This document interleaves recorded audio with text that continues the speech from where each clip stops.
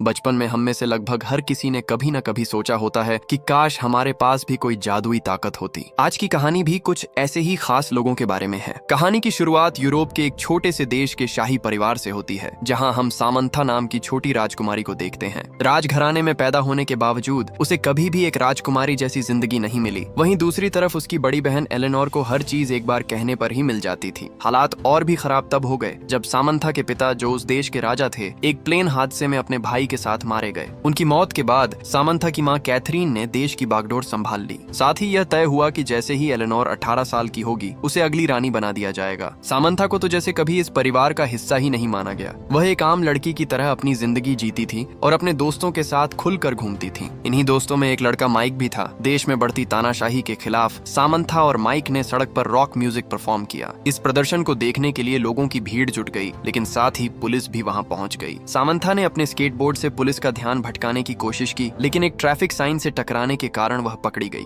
जब उसे घर लाया गया तो उसने अपनी मां को बताया कि देश के लोग सरकार से खुश नहीं हैं, लेकिन कैथरीन ने इस बात को पूरी तरह नजरअंदाज कर दिया। अगली सुबह स्कूल में उसकी मुलाकात रुखसाना से हुई, जो एक और शाही परिवार की बेटी थी। रुखसाना एक शांत स्वभाव की लड़की थी, जो अक्सर अपने ही दुनिया में खोई रहती थी। उसे लाइव स्ट्रीमिंग करना बहुत पसंद था, जिसकी वजह से वह काफी मशहूर भी थी। इसके बाद कहानी एक हाई सिक्योरिटी जेल की ओर बढ़ती है। वहाँ 34 नंबर का एक कैदी अपने सेल में छुपा हुआ एक कैपेसिटर निकालता है। वह उसे एक डिवाइस में लगाकर अपने गले में बंधा हुआ नेक कफ खोल देता है। जैसे ही कफ हटता है, उसकी सारी शक्तियां वापस आ जाती हैं। वह अपनी ताकत से जेल का दरवाजा तोड़कर वहां से फरार हो जाता है। इधर सामंथा और माइक अपने म्यूजिक कॉन्सर्ट की तैयारी कर रहे थे। माइक उसे अपनी माँ से मिलने के लिए साथ चलने को कहता है और वह मान जाती है, लेकिन तभी माइक हैरान रह जाता है जब उसे सामंथा के मुंह से गार्लिक की खुशबू आती है, जो उसने 2 दिन पहले खाया था। उस रात एलेनोर की रानी बनने से पहले एक बड़ी पार्टी रखी गई थी। उसी दौरान सामंथा को याद आता है कि उसने माइक से एक दूसरी पार्टी में जाने का वादा किया था। वह अपनी माँ से झूठ बोलकर वहाँ से निकल जाती है और क्लब पहुँचती है, लेकिन आईडी कार्ड न होने की वजह से उन्हें अंदर जाने से रोक दिया जाता है। तभी वे देखते हैं कि स्टाफ पीछे के दरवाजे से अंदर जा रहा है। सामंथा किसी तरह दूर खड़े खड़े ही पासवर्ड जान लेती है, जिससे माइक फिर से हैरान हो जाता है। पार्टी के बीच में सामंथा को अचानक आसपास की हर आवाज साफ साफ सुनाई देने लगती है, यहाँ तक कि उसे लोगों की दिल की धड़कन और छोटे कीड़ों की आवाज भी सुनाई देती है। इससे वह बेचैन हो जाती है और फायर अलार्म बजा देती है। अलार्म बजते ही पार्टी बंद हो जाती है और पुलिस एक बार फिर दोनों को गिरफ्तार कर लेती है। कुछ समय बाद उनके घर वालों को बुलाकर उन्हें छोड़ दिया जाता है। कैथरीन सामंथा के झूठ बोलने से नाराज होकर उसे सजा देती है। वह फैसला करती है कि सामंथा को गर्मी की छुट्टियों में भी स्कूल जाना पड़ेगा। उधर जेल से भागा 34 नंबर का कैदी अपने पार्टनर को फोन करता है। वह उसके प्लान की तारीफ करते हुए बताता है कि कैथरीन ने ही उसे जेल में डाला था। अब वह अपने अगले कदम का इंतजार कर रहा है और उसकी नजर अब सामंथा पर है। अगले दिन स्कूल में उसकी मुलाकात जनवरी नाम की एक लड़की से हुई। जनवरी ने बताया कि उसके पिता और सामंथा के अंकल अच्छे दोस्त थे। क्लास में मार्टी, टोमा और रुखसाना भी मौजूद थे। कुछ देर बाद प्रोफेसर जेम्स आए और उन्होंने एक बड़ा खुलासा किया। उन्होंने बताया कि शाही खानदान के दूसरे बच्चों में बचपन से ही एक खास शक्ति होती है, जिसके बारे में उन्हें अभी तक पता नहीं होता। उन्होंने यह भी कहा कि इस बार गर्मियों की छुट्टियों में सभी को एक सीक्रेट सोसाइटी के लिए तैयार किया जाएगा। जब सामंथा ने अपनी माँ कैथरीन को इस प्रोग्राम की हेड के रूप में देखा तो वह हैरान रह गई। कैथरीन ने सभी को समझाया कि यह सीक्रेट सोसाइटी राजा या रानी पर आने वाले खतरों से निपटने के लिए बनाई गई है, लेकिन अगर कोई भी इस ट्रेनिंग में फेल हो जाता है तो उसकी याददाश्त मिटा दी जाएगी, ताकि उसे अपनी शक्तियों का पता न चले। पहली ट्रेनिंग में सभी को एक पिरामिड तक पहुंचना था, जबकि पूरा कमरा खतरनाक लेजर से भरा हुआ था। जैसे ही टोमा आगे बढ़ा, उस पर एक तरफ से हमला हो गया। धीरे धीरे सभी आगे बढ़ने लगे और अपनी शक्तियों को पहचानने लगे। रुखसाना के पास खुद को गायब करने की शक्ति थी। टोमा अपनी ताकत से लोगों को काबू कर सकता था। वहीं सामंथा को बहुत बारीक से बारीक चीजें देखने और सुनने की क्षमता थी। इसी वजह से वह बाकी सबके मुकाबले तेजी से टेस्ट पूरा कर रही थी। फिर भी आखिर में सभी स्टूडेंट्स पहला टेस्ट पास नहीं कर पाए। इसके बाद जनवरी को पता चला कि वह सिर्फ छूकर कुछ समय के लिए दूसरों की शक्तियां अपने पास ले सकती है। वहीं माटी कीड़ों को अपने नियंत्रण में कर सकता था। अगले दिन सभी को उनकी शक्तियों के अनुसार अलग अलग एक्सरसाइज दी गई। सामंथा को एक ऐसे कमरे में ले जाया गया जो स्पीकर्स से भरा था, जहां उसे आवाजों पर ध्यान केंद्रित करना था। डूमा को चार्ली नाम के कुत्ते को पूरी तरह काबू में करने की जिम्मेदारी मिली। मेटिलियो को कीड़ों पर पूरा नियंत्रण हासिल करने का टास्क सौंपा गया। वहीं दूसरी तरफ रॉक्सोना को बर्फ और बारिश जैसी ताकतों को संभालने का काम दिया गया। जनवरी को अपनी शक्ति की मदद से पानी के अंदर सांस लेने की ट्रेनिंग दी जा रही थी। प्रोफेसर जेम्स ने बच्चों की परीक्षा लेने के लिए जानबूझकर सामंथा को जहरीला खाना दे दिया। तब जनवरी ने उसे अपना सेब खाने के लिए दिया, जिससे वह बच गई। उसी रात माइक के पिता ने उसे सामंथा से बात करते हुए देख लिया। उन्होंने उन्होंने बिना कोई वजह बताए माइक को सामंथा से दूर रहने को कहा। अगले दिन सामंथा अपनी माँ से मिलने पहुंची। कैथरीन उसे एक अंडरग्राउंड हेडक्वार्टर में ले गई। वहाँ कई कीमती और खतरनाक चीजें रखी हुई थीं। उन्हीं में से एक डीएनए बेस्ड नैनो डिवाइस था जो एक जैसे डीएनए वाले लोगों को निशाना बना सकता था। कैथरीन ने सामंथा को अपनी शक्तियों पर काबू पाने के कुछ खास तरीके भी सिखाए। कुछ समय बाद रुखसाना को छोड़कर बाकी सभी बच्चों ने अपनी शक्तियों पर नियंत्रण पा लिया। सिर्फ रुखसाना ही आगे नहीं बढ़ पा रही थी, इसलिए जेम्स ने उसे धमकी दी कि वह उसे बिखरे बालों के साथ लाइव स्ट्रीम कर देगा। ये सुनते ही रुखसाना ने अपनी शक्ति का इस्तेमाल किया और खुद को गायब कर लिया।